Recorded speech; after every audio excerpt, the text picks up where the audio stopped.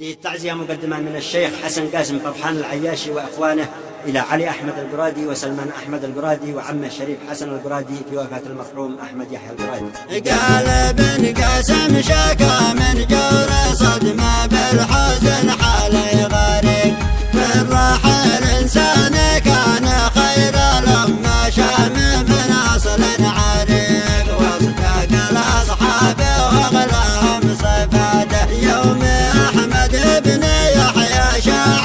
المحزن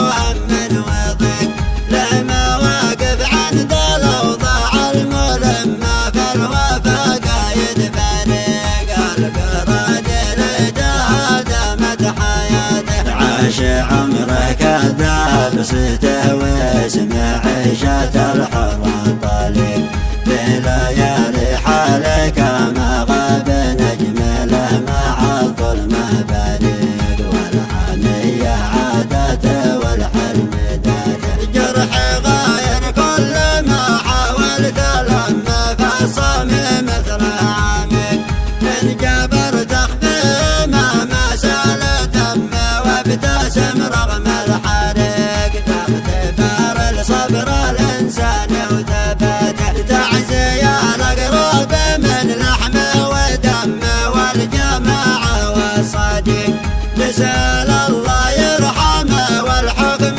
حكمه يستقي أحلى رحيق، يسكن الجنة ويغفر سيئاته. قال ابن قاسم شكا من جور صدمة بالحزن حالي غريق، من راحل إنسان كان خير لما شام من أصل عريق، واصدق الأصحاب وأغلاهم صفاته يوم أحمد بن يحيى شاع المحزن